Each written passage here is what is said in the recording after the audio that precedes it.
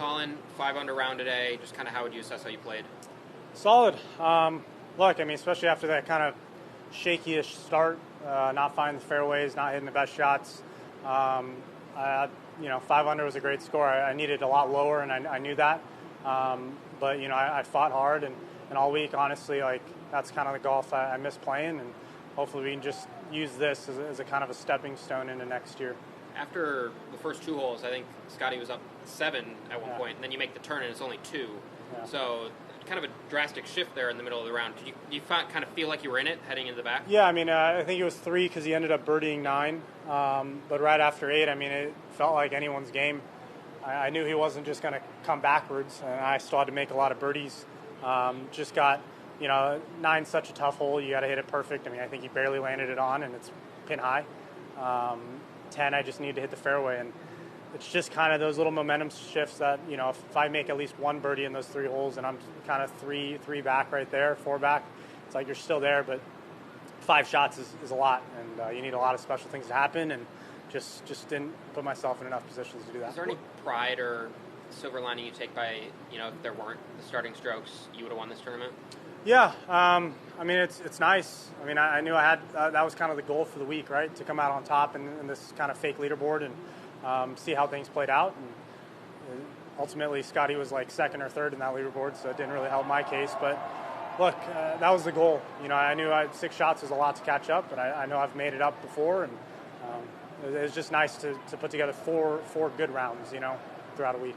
What was your reaction to his shank? Yeah. Honestly, very surprising. I knew I had to make the putt because I had a weird feeling he was going to make par, and I think he lipped out his par putt even after the bad chip. And look, I mean, I made the putt and it was 2 back, but like I said, like he's not going to just start making bogeys after that. Like he's going to do the opposite, and he's going to start hitting golf shots, and it almost like brought his focus back in. For a half second, and that's something you can't teach, and it's just like you either have it or you don't. No. What impressed you most about the way he played this week? Just nothing phases him. I mean, whether I was close, and gaining some ground, or he was gaining ground, it didn't change how he walked or how he played or how he went through every shot, and that's something to learn. I think his mental game is a lot stronger than a lot of people know, and it's amazing what he's been able to do for this entire season, and honestly, kind of over this past, 3 years now. It's been really cool to watch, and hopefully I can kind of draw something from that. What do you take from this 2024 as a whole? I mean, you put yourself in contention probably more times this year than you had in the past couple. I got to start playing better final rounds. I mean, that's what it comes down to. I mean, it's not like I had to do anything special in a handful of those rounds. It's not like, I didn't have to shoot 63s to win. I was in these final groups. I don't know how many final groups I was in this year, but enough to where I can think of a few easily off the top of my head. And when you can do that, you hope to think of the wins. So I got to figure out how to not sustain the energy, but just sustain the golf and figure out, how do we shoot a 5-under in the final round where it's just kind of effortless.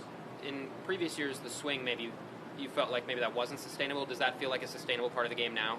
It's getting there. I think, honestly, irons might have been my weakest part, close to my weakest part this year. And irons, I think, are the biggest aspect and asset of a golf game that you can have. I think Scotty shows that, and I've shown that in my first few years. So, look, if I can dial it in and get back to who I was before and even better now, it'll be hopefully a fun 2025.